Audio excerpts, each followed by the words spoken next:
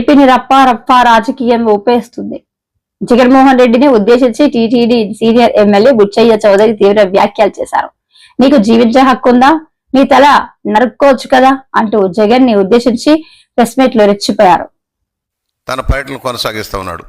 Rowdy మోకల్ని వెనక వేసుకొని, గంజాయి మోకల్ని వెనక వేసుకొని రౌడీల్ని పరామర్శించడం కోసం వెళ్ళటం మనం చూస్తూ ఉన్నాం.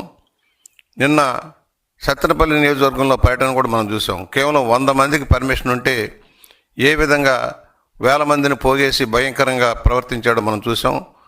అక్కడ ఏ విధమైన స్లోగన్లు ఇప్పించాడో మనం చూసాం. తక్షణమే అధికారం కావాలి, తక్షణమే ముఖ్యమంత్రి సీట్లో కూర్చోవాలి, అరాచకాలు సృష్టించాలి, అవినీతితో దోచుకోవాలన్నా నేను అంటున్నా, నీ తల నరకొచ్చు కదా.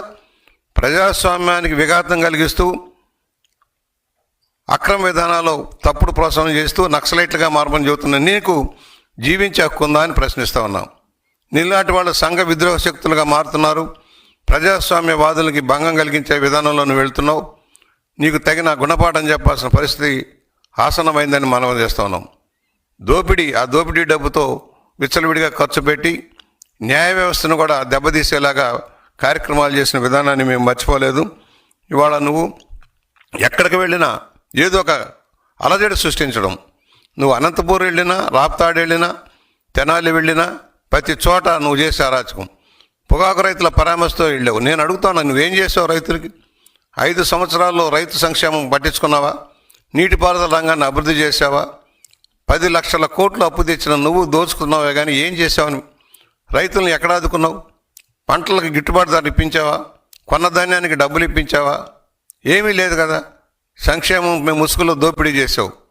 కనీసం దళితులకి, బలహీన వర్గాలకి, మైనార్టీలు అనేక వర్గాలకి ఇస్తున్న సెల్ఫ్ ఫైనాన్స్ స్కీములన్నా ఇంప్లిమెంట్ చేసావా? నువ్వు అన్ని రంగాల్ని భ్రష్టు పట్టించావు. ఇవాళ అర్జెంటుగా అధికారంలోకి రావడం కోసం నీ రౌడీ మోకల్ని ఎంటేసుకొని కార్యక్రమాలు చేస్తున్నావు. నీ ఆటలు సాగనీయం. ఇక ఇదే విధానం కొనసాగితే రాబోయే రోజుల్లో నేను ఎక్కడ కట్టడి చేయాలో, ఎలా చేయాలో మాకు తెలుసు. నేను వస్తాను, అందరి తలలో తీస్తానంటే నీ తల ఎందుకు తీయకూడదని మేము ప్రశ్నిస్తా ఉన్నాం. ఇదే విధంగా తలలు నరుకుతాము, మా ఇష్టారాజ్యం వ్యవహారం చేస్తామంటే సాగేది కాదు. నీ ఆటలు సాగనే జగన్మోహన్ రెడ్డి. అయ్యింది ఏదో అయ్యింది. సహనం ఉంది మాకు కూడా. చాలా ఓపికగా ఉన్నాం. మా ఓపిక నశిస్తే, మా కార్యకర్తలు తిరగబడితే నీ పరిస్థితి ఏంటో అర్థం చేసుకో. రోడ్డు మీద తిరగలేని పరిస్థితి తెచ్చుకోవద్దు. మేము ప్రశాంతంగా రాష్ట్రంలో ప్రజాస్వామ్యయుతంగా పరిపాలన సాగిస్తూ ఉన్నాం. ప్రజలకు మేలు చేసే కార్యక్రమాలతో ముందుకు సాగుతున్నాం. నువ్వు చేసిన తప్పులను సరి చేసుకుంటూ ముందుకు సాగుతూ ఉన్నాం. ఇవాళ ఒకటే, మీరు ఏ విధంగా అరాచకాన్ని ప్రోత్సహిస్తున్నారో నీ ప్రకటనలు సమర్థిస్తున్నావు. నిన్న ప్రెస్లో కూర్చొని 2 గంటల 40 నిమిషాలు సమర్థించుకుంటా ఉన్నావు. తప్పేమిటి అంటున్నావు. నేను అంటున్నా తప్పేముంది? నిన్ను చంపేస్తే తప్పేముంది? నీ విధానమే మేము కూడా అవలంబిస్తే తప్పేంటి అని అడుగుతా ఉన్నా. సూటిగా ప్రశ్నిస్తా ఉన్నా. జగన్మోహన్ రెడ్డి ఖబర్దార్, జాగ్రత్త. అధికారంలో ఉన్నప్పుడు అరాచకం సృష్టించావు. అధికారాలను అడ్డుపెట్టుకొని ప్రజాస్వామ్యాన్ని కూనీ చేసి, ప్రజాస్వామ్యాలను హరించి నీ ఇష్టార్థంగా పరిపాలన చేసి, అందుకనే నీకు తగిన గుణపాఠం చెప్పి ప్రజలు ఇంటికి పంపించారు. మరలా తిరిగి అధికారంలోకి వచ్చేస్తున్నాను, మీ పని పడతానంటే ఎవరయ్యా నీకు ఓట్లు వేసేది? ఎందుకు వేస్తారు? ఎవరికి మేలు చేసావని? కులాల పేరుతో, మతాల పేరుతో విభజించి పాలించే విధానంలో నువ్వు వెళ్తూ ఉన్నావు. కులాలను రెచ్చగొడుతున్నావు, మతాలను రెచ్చగొడుతున్నావు. నీ అరాచక విధానానికి ఒక ఆయుధాలాగా వాడుకోవడానికి ప్రయత్నం చేస్తున్నావు. ఏం చేసావని నీకు ఓట్లు వేయాలి? ఎందుకు వేయాలి?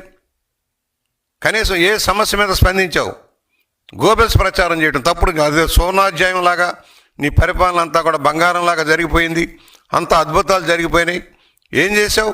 ఒక్కడికి ఉద్యోగం ఇచ్చావా? ఒక ఉపాధి కల్పించావా? ఏమైనా చెప్పు. నీవు ఛాలెంజ్ చేస్తున్నారా? ఉమ్మడి వేదిక మీద మాట్లాడదాం. నువ్వు రా, నేను వస్తా. నువ్వు 5 ఏళ్లలో నువ్వు చేసినదో చెప్పు. నీకు దన్నుంటే చెప్పు, నేను వస్తాం. నువ్వేం చేయలేదో మేము చెబుతాం. కనీసం చెప్పుకోవడానికి ఏం మిగిల్చుకున్నావు నువ్వు? 151 మంది అధికారం ఇస్తే అరాచక పాలన సాగించావు. ముఠా రాజకీయాలను శాసించావు. అవినీతి అక్రమాలను పెంచి పోషించావు. లిక్కర్ స్కాములు, మైనింగ్ స్కాములు, ఆఖరికి టీటీడీ ధర్మశాలను కూడా దోపిడీ చేసావు. నీకు మాట్లాడే హక్కు లేదు. ప్రజాస్వామ్యం గురించి మాట్లాడే హక్కు లేదు. పోలీసు యంత్రాంగాన్ని దుర్వినియోగం చేసి ఏ విధంగా చేసావో మనం చూసాం. నాయకులను ఏ విధంగా జైళ్ళలోకి పెట్టడానికి ప్రయత్నం చేసావో మనం చూసాం. తప్పుడు కేసులు పెట్టడానికి ఎలా ప్రయత్నం చేసామో చూసాం. ప్రజాస్వామ్యాన్ని అంచివేసావు, హక్కులను అంచివేసావు, ఉద్యోగులను కానీ అందరికీ మోసం దగా చేసావు.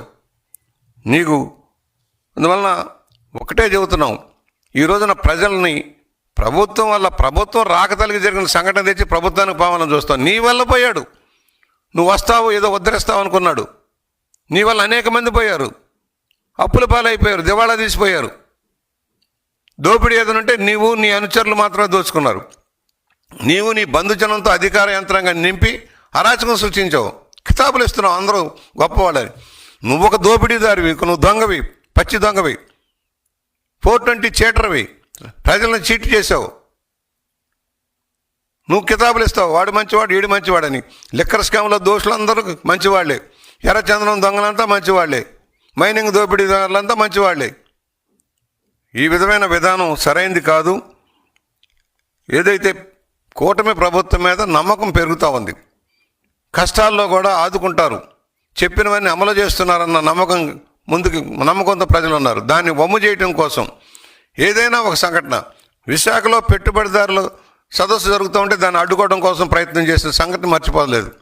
అదే చంద్రబాబు గారు విజయనగరం పర్యటనకి వెళ్తానంటే ఎయిర్పోర్ట్లో అడ్డుకున్న పెద్ద మనిషి నువ్వు. ఇవాళ ఏదైతే యోగా డేగా ప్రపంచ యోగా దినోత్సవాన్ని జరుపుకోవడం కోసం రేపు ప్రయత్నం మొదలెడుతుంటే 2 రోజుల ముందు అలజడి సృష్టించడం, దాన్ని తప్పుదారి పట్టించేదానికి ప్రయత్నం.